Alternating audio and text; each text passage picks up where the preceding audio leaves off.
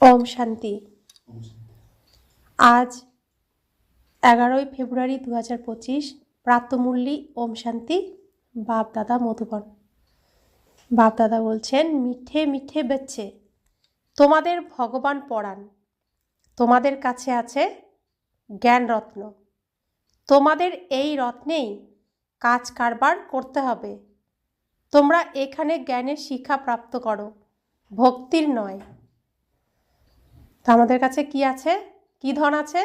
জ্ঞান ধন আছে, জ্ঞানের রত্ন আছে। আমাদের কাছে আছে প্রকাশ, আলো, অন্ধকার নয়।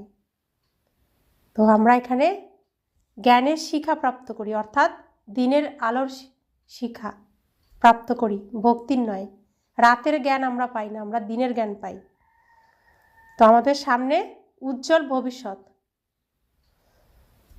আজকের মূল্যের প্রশ্ন, মানুষ ড্রামার কোন ওয়ান্ডারফুল ভবিতব্যকে ভগবানের লীলা মনে করে তার গুণগান করে? উত্তর, যে মানুষ যেই ইষ্টের প্রতি ভক্তিভাব রাখে সেই ইষ্টের সাক্ষাৎকার হলে ভাবে এই সাক্ষাৎকার ভগবান করিয়েছেন। কিন্তু সবই হয় ড্রামা অনুযায়ী, সব কিছু হয় এই নাটকটা যেমন সেই নাটক অনুযায়ী, ড্রামা অনুযায়ী। কিন্তু ভগবান কিছুই করান না, প্রত্যেকের কর্ম অনুযায়ী সব কিছু প্রাপ্ত করে। একদিকে ভগবানের গুণগান করে, অন্যদিকে সর্বব্যাপী বলে গ্লানি করে দেয়। একদিকে ভগবানের কত মহিমা, আরেকদিকে নুড়ি পাথর নোংরার মধ্যেও পড়ে আছে বলে ভগবানের গ্লানি করে দেয়, নিন্দা করে দেয়। ওম শান্তি। ভগবানুবাচ, বাচ্চাদের এই কথা তো বোঝানো হয়েছে যে মানুষকে বা দেবতাকে ভগবান বলা হয় না।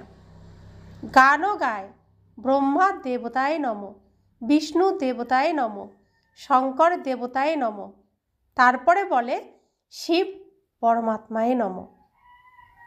এই কথাও তোমরা জানো, শিবের নিজের কোনো শরীর নেই।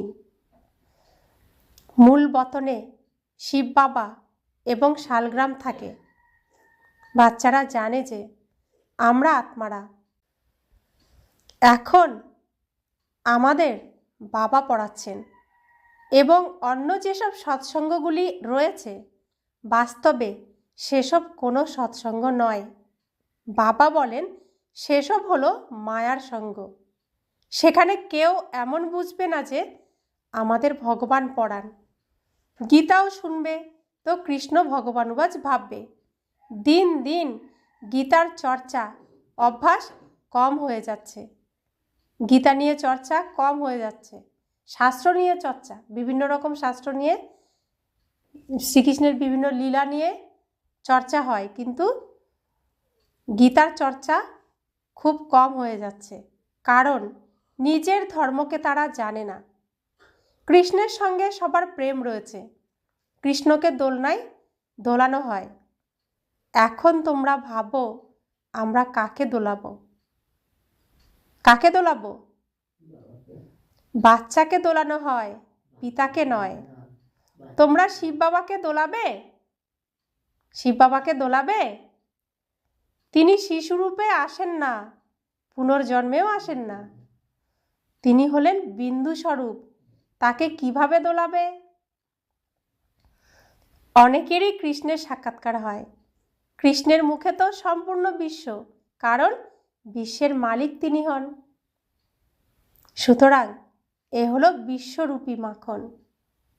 তো শ্রীকৃষ্ণের বিশ্বরূপ দেখানো হয়েছে না, তার মুখের মধ্যে সম্পূর্ণ পৃথিবীটাকে দেখানো হয়েছে। তো এই বিশ্বরূপ রূপী মাখন কে পেয়েছে? শ্রীকৃষ্ণ পেয়েছে।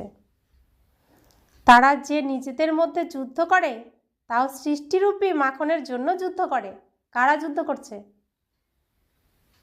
যাদবরা যুদ্ধ করছে। বিদেশে কিসের জন্য যুদ্ধ করছে? আমার শক্তি বেশি, আমার বল বেশি, আমি এই বিশ্বের মালিক হব, এর জন্য তো যুদ্ধ করছে। আমার ক্ষমতা বেশি, ক্ষমতা প্রদর্শন করছে। তো প্রত্যেকে বিশ্বের মালিক হওয়ার জন্য যুদ্ধ করছে। ভাবে আমরা বিজয়ী হব। কৃষ্ণের মুখে মাখনের গোলক দেখানো হয়, এও অনেক রকমের সাক্ষাৎকার। কিন্তু অর্থ কিছুই বোঝে না। এখানে তোমাদের সাক্ষাৎকারের অর্থ বোঝানো হয়। মানুষ ভাবে ভগবান আমাদের সাক্ষাৎকার করান, এই কথাও বাবা বোঝান। যাকে স্মরণ করা হয়, ধরো কেউ কৃষ্ণের নবদা ভক্তি করে, তো অল্পকালের জন্য তার মনস্কামনা পূর্ণ হয়। এইসব ড্রামাতে পূর্ব নির্ধারিত রয়েছে। এমন বলবে না যে ভগবান সাক্ষাৎকার করান। যে যেরকম ভাব ভাবনা দিয়ে যার পূজা করে, তার সেই রূপের সাক্ষাৎকার হয়। এইসব ড্রামাতে নির্ধারিত রয়েছে। এই কথা বলে তো ভগবানের সুনাম করা হয় যে ভগবান সাক্ষাৎকার করান। একদিকে এত সুনাম করে, অন্যদিকে বলে দেয় নুড়ি পাথরে কাকরে ভগবান রয়েছে। কতখানি অন্ধশ্রদ্ধা নিয়ে ভক্তি করে, ভাবে শুধু কৃষ্ণের সাক্ষাৎকার হয়েছে, কৃষ্ণপুরীতে আমরা নিশ্চয়ই যাব। কিন্তু কৃষ্ণপুরী কোথা থেকে আসবে? এইসব রহস্য বাবা এখন বাচ্চারা তোমাদের বোঝাচ্ছেন। কৃষ্ণপুরী কোথা থেকে আসবে? এমনি এমনি কি আসবে? কারা আনবে কৃষ্ণপুরী? কৃষ্ণপুরী আনতে হলে এই পৃথিবীর স্টেজটাকে সম্পূর্ণ পরিষ্কার করতে হবে, সুন্দর করে আবার সাজাতে হবে, তবেই কৃষ্ণপুরী আসবে। সবাইকে ঘুম থেকে জাগাতে হবে, দিনের আলো ফোটাতে হবে, তবেই কৃষ্ণপুরী আসবে। তো বাবা বলছেন কৃষ্ণপুরী স্থাপন হচ্ছে। স্থাপনা না হলে কখনোই কৃষ্ণপুরী আসবে না। তো বিনাশও হতে হবে, স্থাপনাও হতে হবে। তাহলে বিনাশ কল্যাণকারী নাকি অমঙ্গলকারী? অকল্যাণকারী? কি বিনাশ কল্যাণকারী নাকি অকল্যাণকারী? কল্যাণকারী। বিনাশ হবে অন্ধকারের, তবেই তো আলো আসবে। তো রাতের অন্ধকার শেষ হবে, তবেই তো দিনের আলো ফুটবে। তাই ভক্তি শেষ হবে, তবেই তো জ্ঞান আসবে। তো বাবা বলছেন কংস, অকাসুর, বকাসুর, কুম্ভকর্ণ, রাবণ এসব হলো অসুরদের নাম। শাস্ত্রে কি না কি লেখা আছে। এই কথাও বোঝাতে হবে যে গুরু দুই প্রকারের হয়। এক হলো ভক্তিমার্গের গুরু, যিনি ভক্তি শেখান। এই পিতা তো হলেন জ্ঞানের সাগর, যাকে সদ্গুরু বলা হয়। উনি কখনো ভক্তির শিক্ষা দেন না, জ্ঞানই প্রদান করেন। মানুষ তো ভক্তিতে খুব আনন্দ পায়, খঞ্জর বাজায়। বেনারসে তোমরা দেখবে সব দেবতাদের মন্দির বানিয়ে দিয়েছে। এইসব হলো ভক্তিমার্গের দোকানদারি, ভক্তির ব্যবসা। বাচ্চারা, তোমাদের ব্যবসা হলো কিসের? জ্ঞান রত্নের। একেও বিজনেস বলা হয়। বাবাও হলেন রত্নের ব্যবসায়ী। তোমরা জানো এই রত্নগুলি কি? কি রত্নের ব্যবসা করি আমরা? কি রত্ন? সুখ, শান্তি, প্রেম, আনন্দ, জ্ঞান, পবিত্রতা, শক্তি, সৃষ্টির আদি মধ্য অন্তের রহস্যের যে রত্ন, জ্ঞান রত্ন, সব রত্নের আমরা কি করি? ব্যবসা করি। এইসব কথা তারাই বুঝবে যারা কল্প পূর্বেও বুঝেছে, অন্যরা বুঝবে না। যারা সত্য ত্রেতা যুগে আসতে পেরেছে আর এই জ্ঞান ধারণ করতে পেরেছে আগের কল্পে, তারাই এই কথাগুলোকে বুঝবে। যারা আসেনি তারা বুঝবে না। যারা বড় লোকেরা আছে তারাও শেষ সময়ে এসে বুঝবে। কনভার্টও হয়েছে, তাই না? তো সনাতন ধর্ম থেকে অন্য ধর্মে অনেকে কনভার্ট হয়ে গেছে।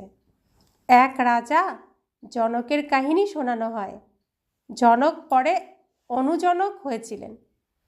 যেমন কারোর নাম কৃষ্ণ হলে বলা হবে তুমি অনুদৈবী। অনুদৈবী কৃষ্ণ হবে, ডিভাইন কৃষ্ণ হবে। কোথায় সর্বগুণ সম্পন্ন কৃষ্ণ, কোথায় এই কৃষ্ণ। কারোর নাম লক্ষ্মী, তো সে এই লক্ষ্মীনারায়ণের সামনে গিয়ে মহিমা কীর্তন করে।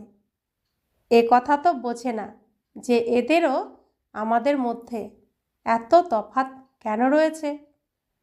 তো কারোর নাম কৃষ্ণ রাখলো, সে কৃষ্ণের সামনে গিয়ে কৃষ্ণের মহিমা করবে, তো তার মধ্যে তো কৃষ্ণের গুণ নেই।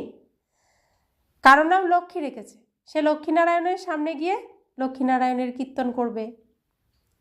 তো বোঝে না যে এই লক্ষ্মীনারায়ণ, এই কৃষ্ণ আর আমাদের মধ্যে কত পার্থক্য রয়েছে, আর এত তফাৎ কেন রয়েছে। এখন তোমরা বাচ্চারা নলেজ পেয়েছ এই সৃষ্টির চক্র কিভাবে আবর্তিত হয়। তোমরাই 84 জন্ম নেবে। এই চক্রটি অনেকবার পরিক্রমা করেছে, কখনো থামেনি। তোমরা হলে এই নাটকের অভিনেতা।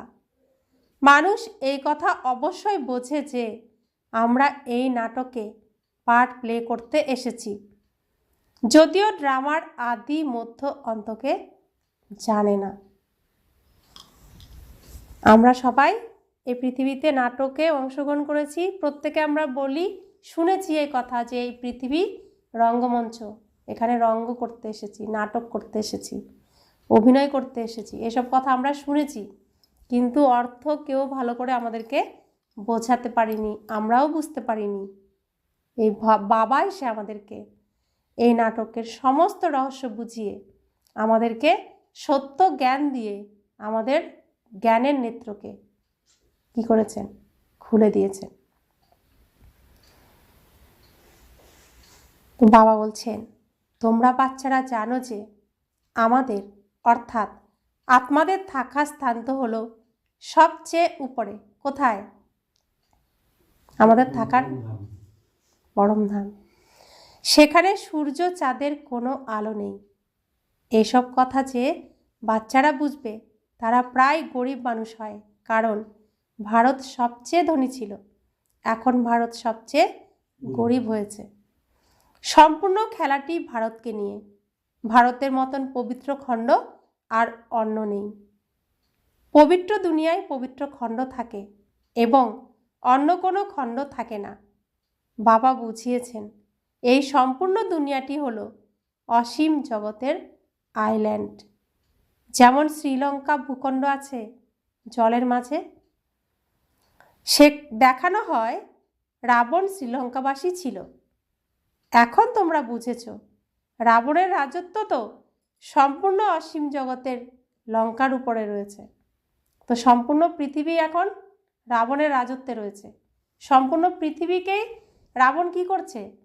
কাম, ক্রোধ, লোভ, মোহ, অহংকার, হতাশা, দুশ্চিন্তা, অনিদ্রা, রোগ, শোক, অভাব, অনটন, ঋণ, এইসবের আগুনে জ্বালিয়ে একদম কি করছে? শেষ করে দিচ্ছে, তাই তো?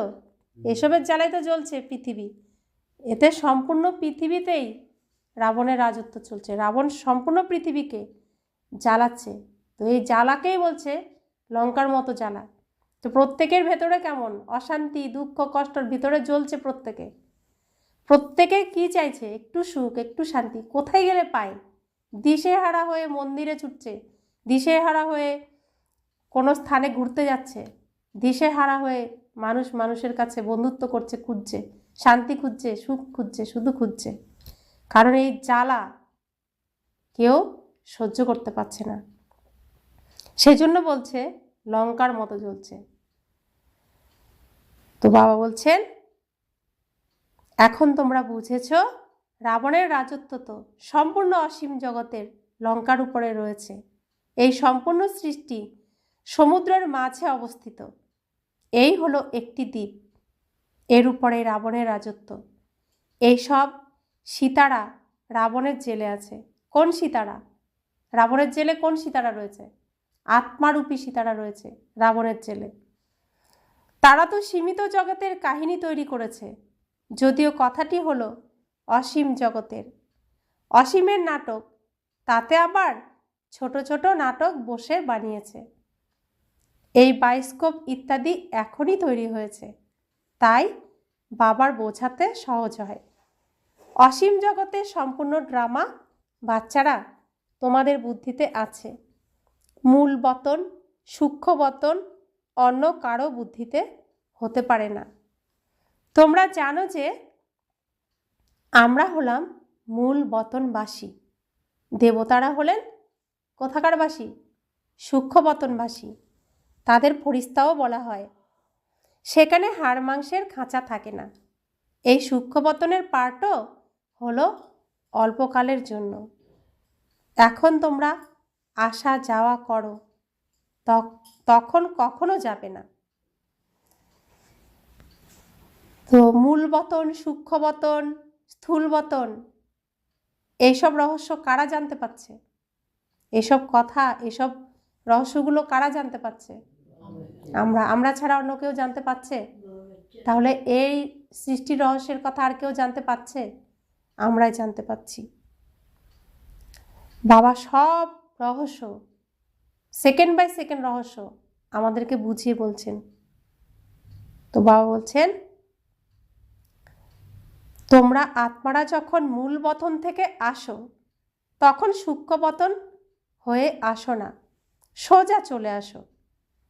এখন ভায়া সূক্ষ্ম বতন হয়ে যাও। এখন সূক্ষ্ম বতনের পার্ট রয়েছে। কেন রয়েছে? আমি আত্মার সুন্দর ড্রেস তৈরি হচ্ছে কোথায়? সূক্ষ্ম বতনে। তৈরি করছেন কে? ব্রহ্মা বাবা আর মহান মহান আত্মারা, মাম্মা, বাবা, দাদিরা সব। তো বাবা মেন আমাদের সেই শরীর বানাচ্ছেন, মূর্তি বানাচ্ছেন। তো এখানে আমি আত্মা যত সুন্দর হব, পরিষ্কার হব, পরিপূর্ণতার দিকে যাব, সেই সূক্ষ্মবতনে আমার শরীর তেমনই তৈরি হবে। আমার এখানের কোয়ালিটি অনুযায়ী সেখানে আমার শরীর তৈরি হচ্ছে। তো বাবা বলছেন, সৃষ্টি করছেন কে? ব্রহ্মা না? ব্রহ্মার দ্বারা কি হচ্ছে? সৃষ্টির রচনা হচ্ছে না? তো সেখানে সবার শরীর তৈরি হচ্ছে, ড্রেস তৈরি হচ্ছে, অভিনয় করব আমরা ওই ড্রেস পরে। তো ব্রহ্মার দ্বারা সৃষ্টি হচ্ছে। তো বাবা বলছেন, এখন সূক্ষ্মবতনের পাঠ রয়েছে। এইসব রহস্য বাচ্চাদের বোঝানো হয়। বাবা জানেন আমি আত্মাদের বোঝাচ্ছি। এখানে আত্মাদের তৈরি করছে কে? শিব বাবা।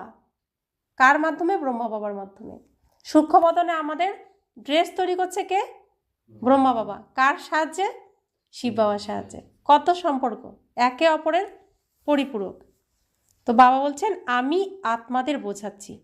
সাধু, সন্ত ইত্যাদি কেউ এইসব কথা জানে না। তারা কখনো এমন কথা বলবে না। বাবা স্বয়ং বাচ্চাদের সঙ্গে কথা বলেন। কর্মেন্দ্রিয় ছাড়া তো কথা হবে না। বলেন, আমি এই দেহের আধার নিয়ে তোমাদের অর্থাৎ আত্মারূপী বাচ্চাদের পড়াই। তোমরা আত্মা, তোমাদের দৃষ্টিও বাবার দিকেই যায়। এইসব হলো নতুন কথা। নিরাকার পিতা, তার নাম হলো শিব বাবা। তোমাদের নাম হলো আত্মা। তোমাদের দেহের নাম পরিবর্তন হয়। মানুষ বলে পরমাত্মা নাম রূপহীন, কিন্তু নাম তো শিব বলা হয়, তাই না? শিবের পূজাও করে, বোঝে এক, করে আরেক। তো শিবের পূজা করে, আবার বলে তিনি নাম রূপের ঊর্ধ্বে। তো তার তো নাম আছে, তো বোঝে এক, করে আরেক। এখন তোমরা বাবার নাম, রূপ, দেশ, কাল সবই বুঝেছ। আমাদের বাবার নাম কি? থাকেন কোথায়? দেশ কোথায়? কতকাল তিনি সেখানে থাকেন? একবারই তিনি 100 বছরের জন্য এই পৃথিবীতে আসেন।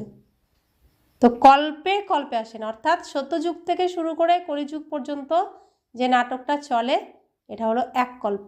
এক কল্প শেষ হলো, বাবা আসবেন। আবার আরেক কল্পে শুরু হবে, তিনি আবার পরমধাম চলে যাবেন। আবার কল্প শেষ হবে, তিনি আসবেন। তো কল্পে কল্পে তিনি আসেন। তো বাবা বলছেন, তোমরা জানো কোনো জিনিস নাম রূপবিহীন হতে পারে না। এই কথাটিও খুবই সূক্ষ্ম বুদ্ধির কথা। বাবা বোঝান গায়নও আছে সেকেন্ডে জীবন মুক্তি, অর্থাৎ মানুষ নর থেকে নারায়ণ হতে পারে। চাইলে পারে তো নর থেকে নারায়ণ হতে? বাবা যখন হ্যাভেনলি গডফাদার, তবে আমরা তার সন্তানরা স্বর্গের মালিক হলাম। আমাদের বাবা যখন হ্যাভেনলি গডফাদার, তাহলে আমরা কি হলাম? আমরা স্বর্গের মালিক হলাম না? তিনি স্থাপন করছেন, আমাদের বাবা তৈরি করছেন স্বর্গ, তো সেই স্বর্গ তো আমাদের হবে, আমরা তার সন্তান। তো বাবার সম্পত্তির উত্তরাধিকার কে হয়? সন্তানরাই তো হয়। আমরা তাকে বাবা মেনেছি, জেনেছি, বুঝেছি, তার শ্রীমতে চলছি, তার কথা শুনছি, তার আজ্ঞাকারী সুসন্তান। তবে উত্তরাধিকার কে পাবে? উত্তরাধিকার কে পাবে? আমরাই পাবো। কিন্তু এই কথাও বুঝতে পারে না। বাবা বলেন, বাচ্চারা, তোমাদের এইম অবজেক্ট হলো এই নর থেকে নারায়ণ হওয়া। এ হলো রাজযোগ। অনেকের চতুর্ভুজ দর্শন হয় সাক্ষাৎকারে, তাতে প্রমাণিত হয় আমরাই বিষ্ণুপুরীর মালিক হব। তোমরা জানো স্বর্গেও লক্ষ্মীনারায়ণের তক্তের পিছনে বিষ্ণুর চিত্র রাখা হয়, অর্থাৎ বিষ্ণুপুরীতে এদের রাজ্য থাকে। এই লক্ষ্মীনারায়ণ হলেন বিষ্ণুপুরীর মালিক। ওটা হলো কৃষ্ণপুরী, এটা হলো কংসপুরী। ড্রামা অনুযায়ী এই নামও রাখা হয়েছে। বাবা বোঝান আমার স্বরূপ খুবই সূক্ষ্ম, কেউ জানতে পারে না। তারা বলে আত্মা এক নক্ষত্র স্বরূপ, কিন্তু লিঙ্গরূপ বানিয়ে দেয়। তা না হলে পূজা করবে কিভাবে? রুদ্রযজ্ঞের আয়োজন করে অঙ্গুষ্ঠ সম শালগ্রামের রচনা করে। অন্যদিকে আত্মাকে আজব নক্ষত্র বলে দেয়। গীতাতে আছে, দুই ভ্রুকুটির মাঝখানে জ্বলজ্বল করে আজব সিতারা। আত্মাকে চোখে দেখার অনেক চেষ্টা করে, কিন্তু কেউ দেখতে পারে না। কেউ এই স্থূল চোখে দেখতে পারে আত্মাকে? কেউ চোখে দেখতে পারে না। রামকৃষ্ণ বিবেকানন্দের বিষয়েও বলা হয় না যে বিবেকানন্দ দেখল রামকৃষ্ণের আত্মা শরীর থেকে বেরিয়ে আমার মধ্যে সমাহিত হলো। এবারে কার সাক্ষাৎকার হয়েছিল তার? বিবেকানন্দের কার সাক্ষাৎকার হয়েছিল? আত্মা ও পরমাত্মার রূপ তো একই, বিন্দু রূপ দেখেও কিছু বুঝতে পারে না। আত্মার সাক্ষাৎকার তো কেউ চায় না, চাহিদা থাকে পরমাত্মার সাক্ষাৎকার হোক। সে বসেছিল গুরুর কাছে পরমাত্মার সাক্ষাৎকার করতে। কার কথা বলছে? বিবেকানন্দের কথা।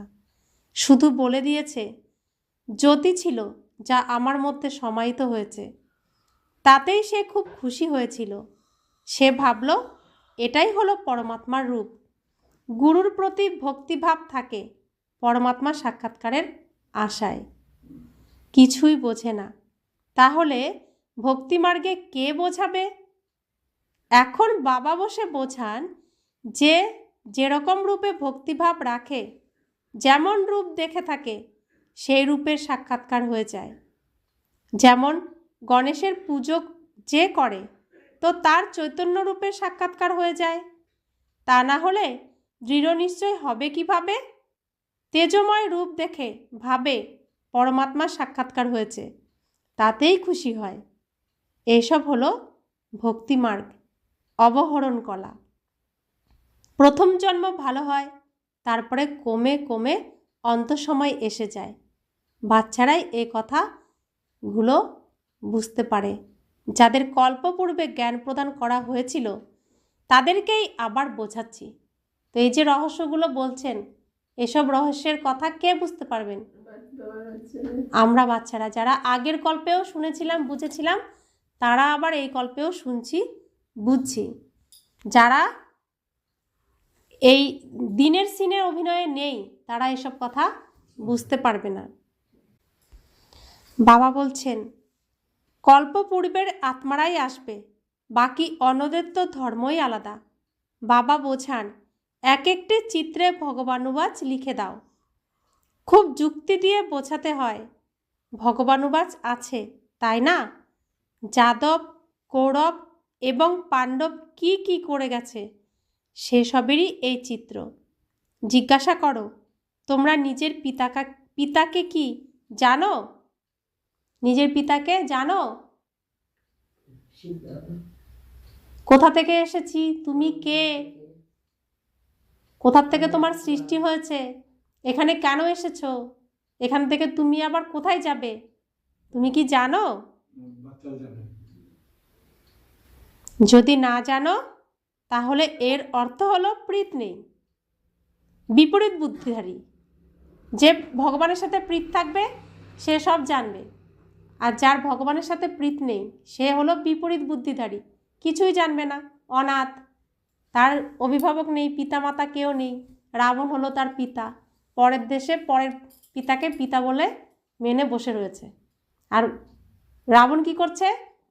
কৃষ্ণের মন্দির, লক্ষ্মীনারায়ণের মন্দির, দুর্গার মন্দির সব বানিয়ে বানিয়ে বলছে, দেখো আমি তোমার বাবা, তোমরা এই পথে থাকো, তাহলে তোমাদের ভাগ্য ভালো হবে। তা আমরা কৃষ্ণের মন্দির আর মূর্তি নিয়ে, আমি কৃষ্ণ নিয়েই থাকবো, কেউ বলে আমি লক্ষ্মী নিয়েই থাকবো, কেউ বলে আমি দুর্গা নিয়েই থাকবো, কেউ গণেশ নিয়েই থাকবো। তো রাবণ কি করেছে? সবাইকে ভাগ ভাগ করে দিশেহারা করে দিয়েছে।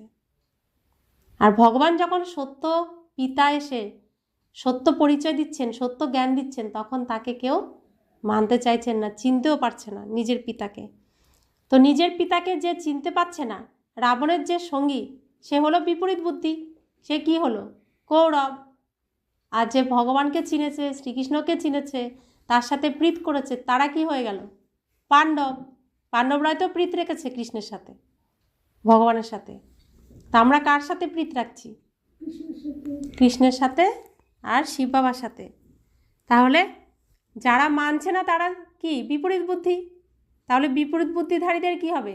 বিনাশ হবে। তা আমার ঘরে যারা সম্বন্ধে সম্পর্কে রয়েছে তাদের যদি ভগবানের সাথে আমি প্রীত করাতে না পারি, তাহলে তাদের কি হবে? আমার চোখের সামনেই বিনাশ হবে। তা আমি কি করব? প্রথমে তাদের সাথে তো প্রীত করানোর চেষ্টা করব। সে আমাকে ভুল বুঝুক বা যাই করুক, খারাপ ভাবুক, গালি দিক, তবুও আমার চেষ্টা থাকবে যে তাদেরকে ভগবানের সাথে, শ্রীকৃষ্ণের সাথে প্রীত করিয়ে দেওয়া, যাতে তাদেরও বিজয়ী হয়, তাদেরও যেন বিনাশ না হয়। এটাই তো উদ্দেশ্য থাকবে। তবেই তো আমি প্রকৃত অভিনয় করছি, সম্বন্ধ সম্পর্কেও আমি খাঁটি রোল প্লে করছি। সেজন্য বাবা কি বলেন? Charity begins at home. ঘর থেকেই তুমি প্রথম যাত্রা শুরু করো। প্রথমে যারা ঘরে আছে তাদেরকে বোঝাও, তাদের সেবা করো। ঘরের সেবা করে এটা কমপ্লিট হলে বাইরের সেবা করো। তো প্রথমে ঘরে যারা আছে তাদেরকে আমরা বোঝানোর চেষ্টা করব, তাদেরকে প্রথমে সুখ শান্তির দান দেব, তাদেরকে রাবণের কারাগার থেকে মুক্ত করব। তো বাবা বলছেন, বাবার সঙ্গে প্রীত না থাকলে বিনাশ হবে। প্রীত বুদ্ধি বিজয়ন্তী সত্যমেব জয়তে, এর অর্থ সঠিক। তো সত্যের সাথে যে থাকবে তার কি হবে? জয় হবে, কারণ তারাই তো সত্য যুগে যাবে। প্রকৃতি তাদেরকে স্পর্শও করবে না। প্রকৃতি বলবে এরা সত্যখণ্ডে যাবে, এরাই প্রথম সিনে আসবে, এদেরকে একদম সুরক্ষিত রাখো। প্রকৃতি তাদেরকে সুরক্ষিত রাখবে। যারা ভগবানের সাথে প্রীত রাখবে, প্রকৃত কৃষ্ণপুরীতে যাওয়ার এই প্রচেষ্টা করবে, তাদেরকেই প্রকৃতি আগলে রাখবে। তো বাবা বলছেন, বাবার স্মরণ না থাকলে বিজয় লাভ করতে পারবে না। রক্ষা করবেন কে? একজনই। সত্যকে একজনই। তো সত্যমেব জয়তে, সত্যের সাথী হলে তবেই জিত, আর মিথ্যার সাথী হলে বিনাশ। এখন তোমরা প্রমাণ করে বলো, গীতা শিব ভগবান শুনিয়েছিলেন, তিনি রাজযোগ শিখিয়েছিলেন ব্রহ্মার দ্বারা। তারা তো কৃষ্ণ ভগবানের গীতা নিয়ে শপথ নেয়। কোথায় শপথ নেয়? কোর্টে শপথ নেয় না? গীতা ছুঁয়ে, যাহা বলিব সত্য বলিব, সত্য ছাড়া মিথ্যা বলিব না, নাকি এরকম কিছু? আমাদের অভিজ্ঞতা নেই, শুনেছি। সত্য ছাড়া মিথ্যে বলবো না। তাদের জিজ্ঞাসা করা উচিত, কৃষ্ণকে হাজির ভাবা উচিত নাকি ভগবানকে? বলা হয়, ভগবানকে হাজির ভেবে সত্যি কথা বলো। ভুল হয়ে গেল তাই। অতএব শপথ নেওয়া মিথ্যা হয়ে গেল। তো মাম্মা প্রতিবাদ করেছিলেন না এর, মাম্মা তো কোর্টে গেছিলেন। মাম্মা কোর্টে গিয়ে তিনি কি বলেছিলেন, যে আমি তো ভগবানকে দেখতে পাচ্ছি না, আমি কি করে তার নামে শপথ নেব? আমি জজকে তিনি বললেন যে আমি আপনাকে দেখতে পাচ্ছি, আমি আপনার নামে শপথ নিতে পারবো, আমি গীতা ছুঁয়ে কেন মিথ্যা কথা বলবো? ভগবানকে তো আমি দেখতে পাচ্ছি না, তাহলে আপনি দেখিয়ে দিন ভগবানকে। তো তিনি গীতা ছুঁয়ে বলেননি এই কথা, মাম্মাই একমাত্র এর প্রতিবাদ করেছিল। তো আমাদের মাম্মা কে? জগদম্মা সরস্বতী, তিনিই দুর্গা, শক্তিরূপিণী দুর্গা, যিনি এই যজ্ঞকে কি করে গেছেন, পুরো সুরক্ষিত করে গেছেন। তার শক্তি, তিনিই তো অসুরদেরকে কি করেছেন, বশ করেছেন।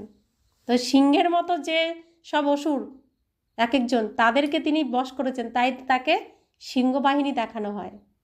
তিনি জ্ঞানকে পুরোপুরি ধারণ করেছেন, শুদ্ধতাকে তিনি সুন্দর করে বুঝিয়েছেন, তাই তিনি হংসবাহিনী। তিনি ধনকেও পুরোপুরি অর্জন করেছেন। আর যে প্যাঁচা রাবণের মতো যে নিয়ে চলে যায় ধন চুরি করে, সেই প্যাঁচাকেও তিনি কি করেছেন, বশ করেছেন, তাই তার লক্ষ্মীরূপে প্যাঁচা হলো বাহন। তো সব অশুভকে কে জয় করেছে? মাম্মা। শ্রীকৃষ্ণের আগে তিনি জয় করেছেন, পরিপূর্ণতাকে প্রাপ্ত করেছেন। তাই রাধা সবসময় আগে থাকে, তাই সীতার নাম আগে থাকে, তাই লক্ষ্মীর নাম আগে থাকে। তো তিনি এতটাই শক্তিশালী আমাদের মাম্মা। তো সত্যিকারের সরস্বতী, সত্যিকারের দুর্গা, সত্যিকারের রাধা। অতএব শপথ নেওয়া মিথ্যা হয়ে গেল, ভগবানের নামে শপথ নেওয়া মিথ্যা হয়ে গেল। ভগবানকে না দেখেই গীতা ছুঁয়ে বলছে ভগবানের নামে শপথ করছি। তো শুরুই হলো কি দিয়ে?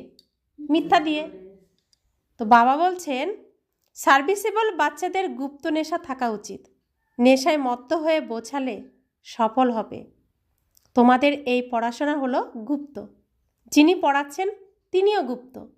তোমরা জানো আমরা নতুন দুনিয়ায় গিয়ে এই স্বরূপ ধারণ করব। কোন স্বরূপ ধারণ করব? লক্ষ্মীনারায়ণের স্বরূপ ধারণ করব। আমাদের ড্রেস কোথায় তৈরি হচ্ছে?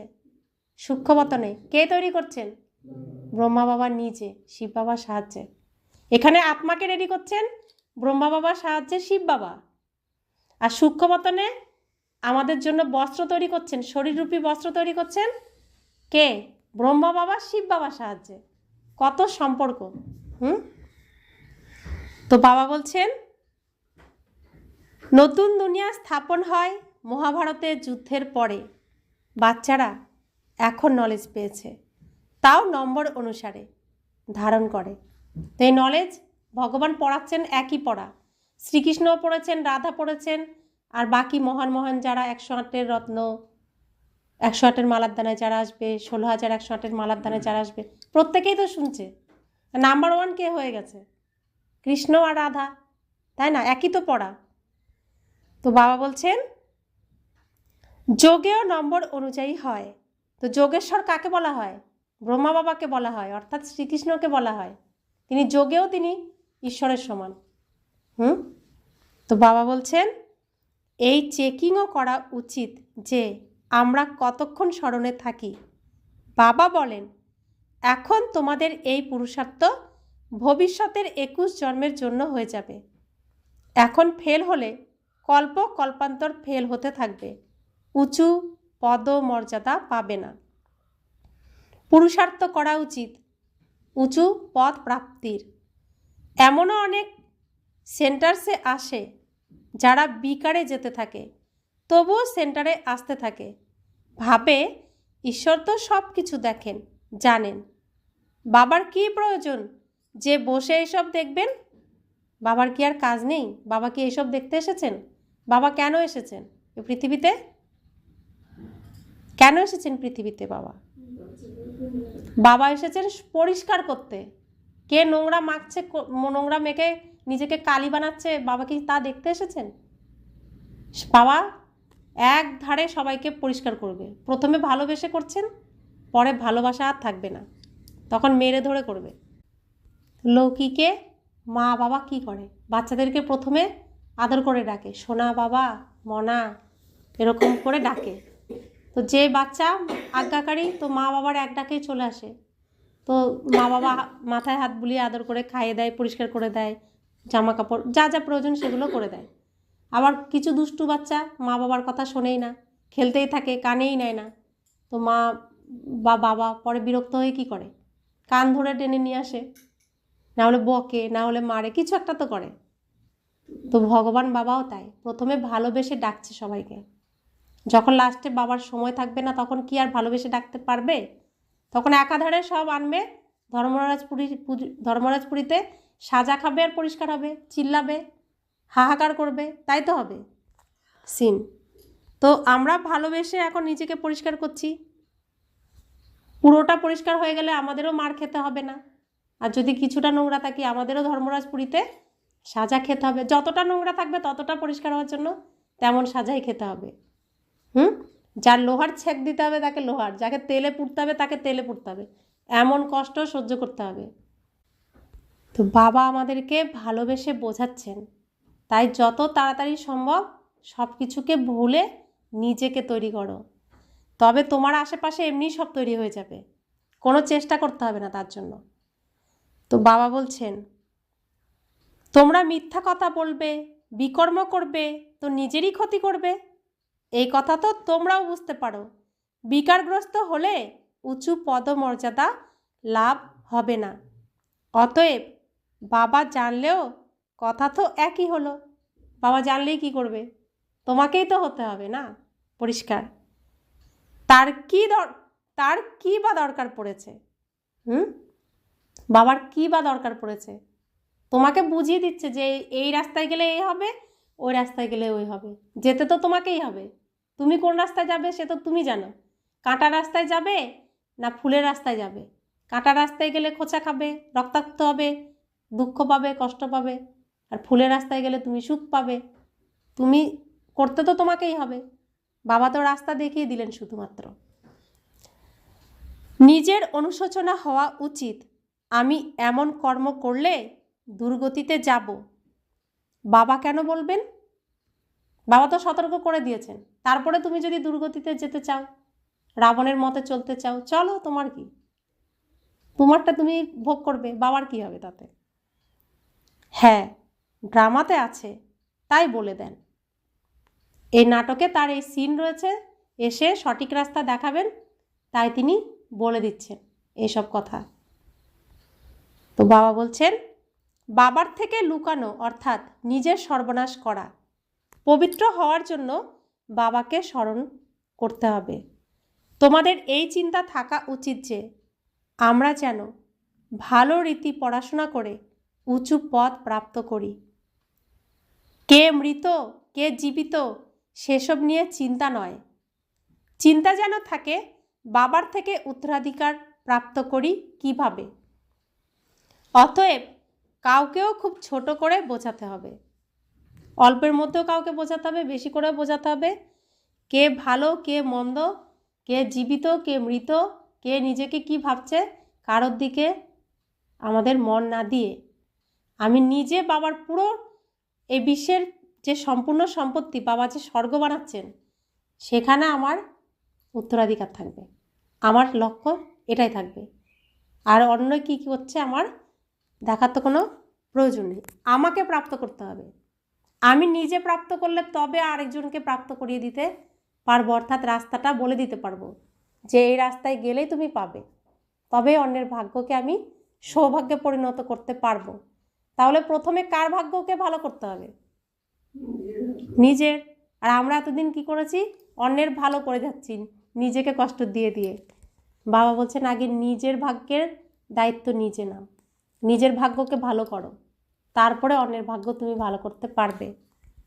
अच्छा, मीठे मीठे सिखिला दे बच्चों प्रति माता पिता बाप दादा का याद प्यार और गुड मॉर्निंग। रूहानी बाप की रूहानी बच्चों को नमस्ते। हम रूहानी बच्चों की रूहानी माता पिता बाप दादा को याद प्यार, गुड मॉर्निंग और नमस्ते नमस्ते नमस्ते। शुक्रिया बाबा, शुक्रिया बाबा, शुक्रिया। ধারণার জন্য মুখ্য সার। গুপ্ত নেশায় থেকে সার্ভিস করতে হবে, এমন কোনো কর্ম করবে না যার ফলে অনুশোচনা হয়। নিজের চেকিং করতে হবে আমরা কতক্ষণ স্মরণে থাকি। কার স্মরণের কথা বলছে? কোন রূপে? কোন রূপে স্মরণ করতে হবে?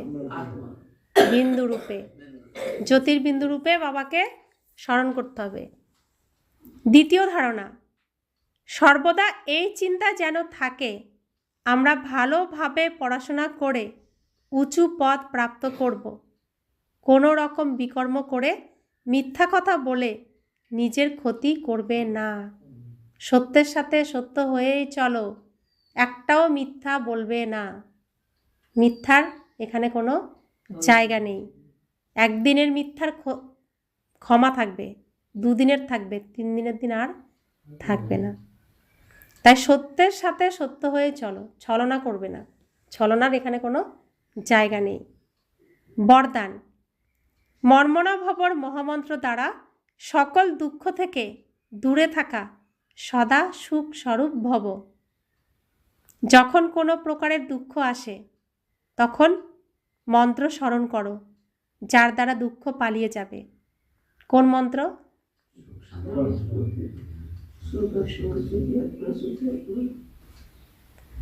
স্বপ্নেও একটুখানিও দুঃখ অনুভব হবে না। যদি শরীর অসুস্থ হয়ে যায়, ধন সম্পদ কম বেশি হয়, যা কিছু হয়ে যায়, কিন্তু দুঃখের ঢেউ যেন মনের মধ্যে না আসে।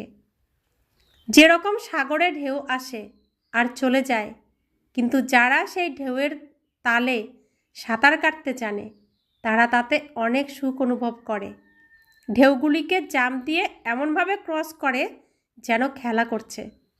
তো তোমরা সাগরের বাচ্চারা হলে সুখ স্বরূপ, দুঃখের ঢেউ যেন তোমাদের মধ্যে না আসে।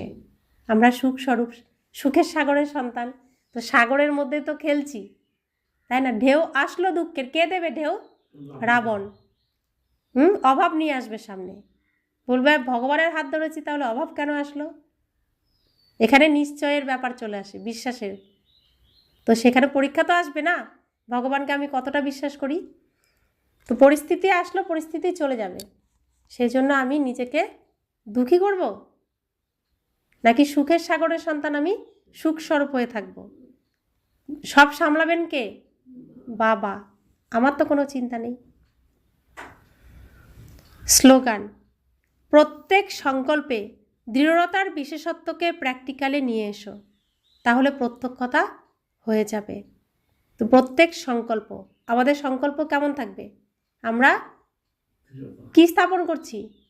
কৃষ্ণপুরী স্থাপন করছি তো, বৈকুণ্ঠ স্থাপনের কাজে অংশগ্রহণ করছি তো। তাহলে সংকল্প কি থাকবে? আমি বিজয়ী সফল আত্মা। তো আমি ইষ্ট দেবী আত্মা, আমি মুক্তিদাতা আত্মা, আমি দুঃখ হরণকারী সুখ প্রদানকারী আত্মা। সংকল্প করতে হবে এমন শ্রেষ্ঠ শ্রেষ্ঠ। তো কি হবে? তাহলে সেই দৃঢ় সংকল্প থাকবে, আর প্রত্যেকটি সংকল্পরূপী বীজ পুষ্ট থাকবে, আর সেই পুষ্ট বীজের থেকে সুন্দর ফুলের চারা হবে। অর্থাৎ প্রত্যেকটি কর্মে আমরা সফলতা পাবো, আর বৈকুণ্ঠ এখানে স্থাপন হয়ে যাবে, আর আমাকে ঈশ্বরের সন্তান রূপে সবাই চিনতে পারবে। আজকের অব্যক্ত ইশারা, একান্ত প্রিয় হও, একতা আর একাগ্রতাকে ধারণ করো। স্ব উন্নতিতে, সেবার উন্নতিতে একজন কিছু বলে, অন্যজন হাজি করে। এইভাবে সদা একতা আর দৃঢ়তার সাথে এগিয়ে যেতে থাকো।